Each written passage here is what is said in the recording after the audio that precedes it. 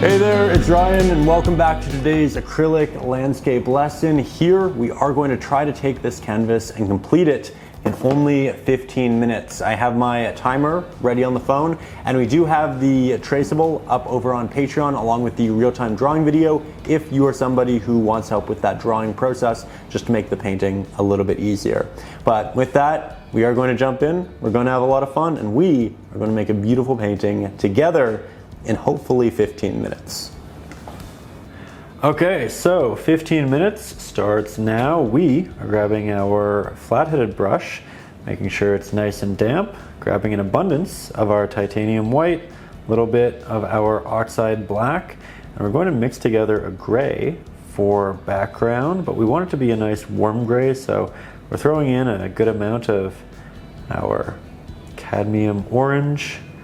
And we're going to build up this painting to be more and more vibrant, more and more bright as we get closer to the foreground. But I think this will be a really nice start for the distant sky.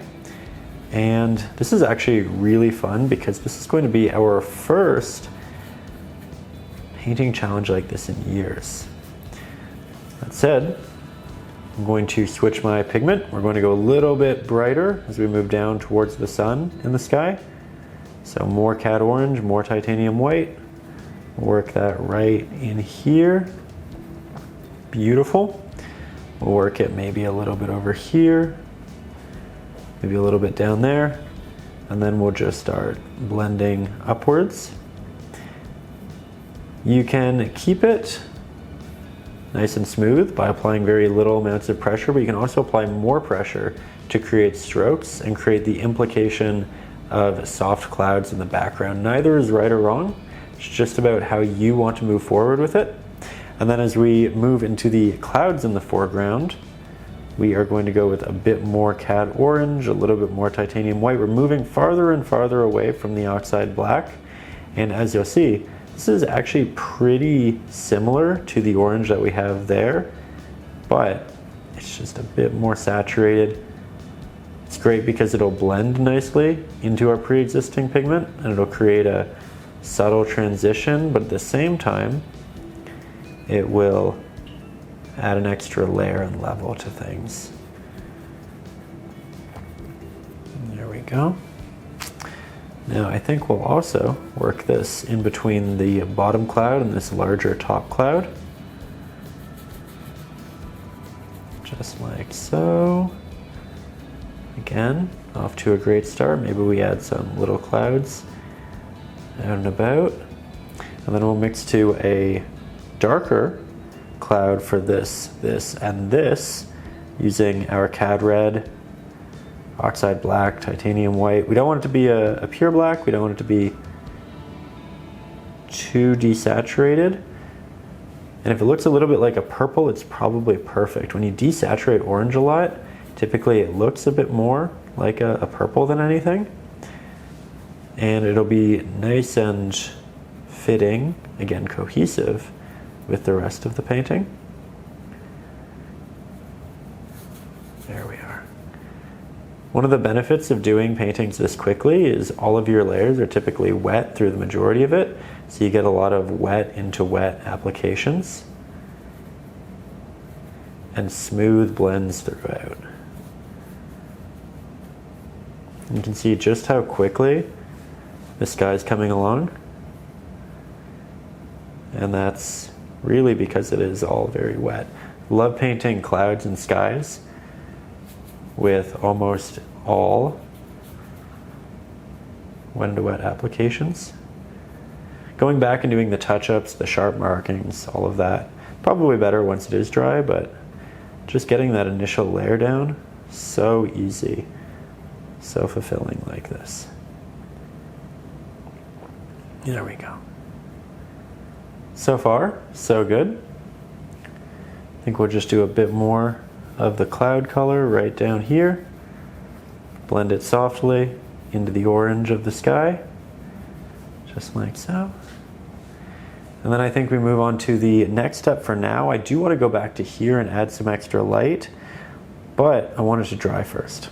So in the meantime, we are going to mix up a silhouetted pigment, And silhouettes, typically I think everybody goes with a pure black, but if you add a little bit of color into it, you can make it so much more interesting. Here, for instance, we have the Cad Orange and the Cad Red, and that's going to make the pigment here a lot warmer. So it'll feel like it fits within the rest of the landscape, like the sky is reflecting warmth down onto it, and it's a subtle thing, but subconsciously it has a big impact. So do try to work in the colors of your skies into your silhouettes, just like so. We're off to a great start, painting this very quickly. We can also just use the edge of our brush, tap on a myriad of little trees. This isn't something you have to do. If you want your mountains, this area to be a little bit more rock heavy, you can do that, but I just thought we'd add some little details in the background. It'll add some extra scale to the painting. Typically when you put very small subjects in the background, it makes your background look a lot farther away. So nice and easy. There we go. Now, again, I think we still need to wait for that to dry. So I'm going to start working on the water. I'm actually going to do so with a very big brush. I haven't worked with one of these in a long time. And you can use the regular sized brush, but I think this will be a better way to start. I'm going to grab an abundance of our Cadmium Orange, a little bit of our Cadmium Yellow, good amount of our Titanium White, and then we'll mix this up right towards the top of our palette. This will be the base for our water. And we're going to go over this with a lot of different colors and applications and strokes, but we just need something down to begin with, to build on top of. And I want it to be very luminous. I want it to be nice and bright. We can add the dark details and the shadows and all of that later, but I think this will just make the painting as a whole much better if we start here. So we'll work that all the way across. I'm going to switch to a flat-headed brush, try to make it nice and damp. Here we'll just work on the top area, and I'm using this brush for the top area because I just needed a bit more intentionality in my application than the bigger brush offered. And we'll just work this back and forth, and I think this is a great start. So from here, what we're going to do is we're going to render darker edges. So I'm going to grab this dark pigment, work it towards the edge, and then I'm going to work this back in with these elongated strokes, trying to get these streaks because they are going to imply that we do have a little bit of a wave, a movement. The trick though is that you bring this far enough that it doesn't have the stop in the middle of the canvas. So you can see we're really going the distance. I like to do it mostly in the corners because it creates a vignette effect. There we go. We're doing great. Okay. Now I think we grab some of this and we also do little horizontal lines. I'm trying to get a lot of this on here fairly early on. That way I can paint the sailboat onto a relatively dry surface and just have a bit more control of my pigment in the medium. There we go. Now we're going back and we're slightly softening, but we're just trying to implement some good details. This area was dry, so I was able to get a really powerful stroke in there. That was fun. And we're just trying to let this middle portion dry for the light. But so far so good. I really like it. And we can even go up to the top. Just make this a bit darker. It will have some slight shadow from the landmass at the top. So We'll clean this. We'll probably switch on over to another flat-headed brush. I just want one that's clean, that doesn't have any Oxide Black. So when I pick up my Cadmium Yellow, it's not diluted. And then we'll grab some of our Titanium White, make a nice bright mix, add some glow from where the sun will be, just shining through these clouds, making this nice diffused, soft look. Just like that. Blending out the sides. Lovely. Now we're going to come down here. I'm going to do something similar. Place it in the middle, work it to the left and right.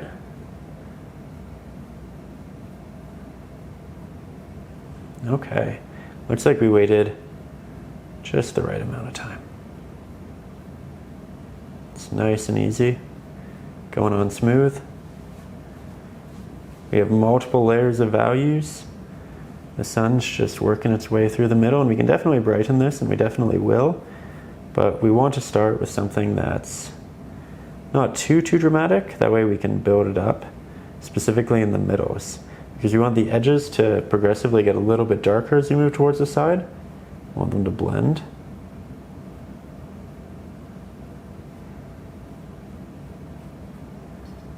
You can bring a little bit of this over here, a little bit over there. Once it's diluted, you can really be playful.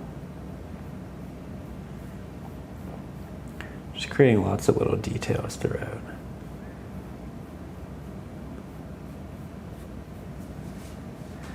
Okay.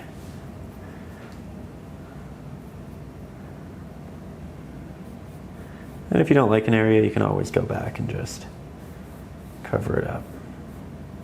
It's the beauty of acrylics. They're so malleable, so forgiving. That said, I've been having a lot of fun with the water for quite some time, and we still need to paint our boats.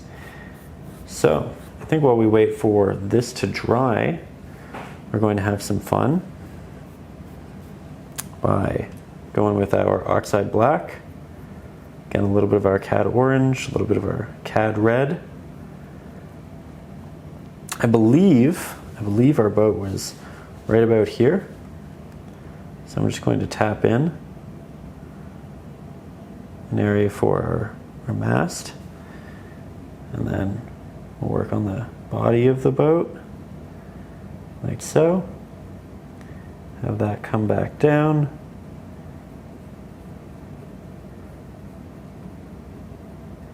It's not perfect, but it's pretty good. We can do a bit of a shadow. We can touch it up once it dries. Hopefully it'll dry within the next 2 minutes. And then we can also do the area that connects from here to here. Maybe make this come down.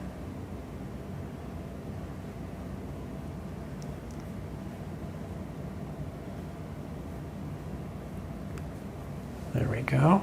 Oh, I love that. Okay. You know, let's also switch to our liner brush for a second. We can do another little boat right back here.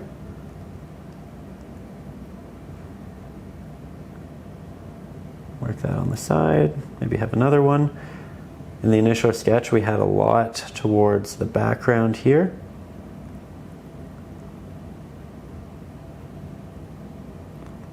And we'll just do our best to do an estimate where these are.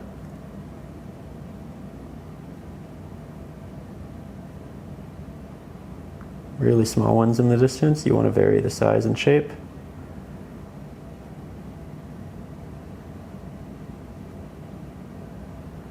There we go. Okay, now we're also going to grab a clean liner, mix some of our Cad Yellow, Titanium White, work that into the sun up there.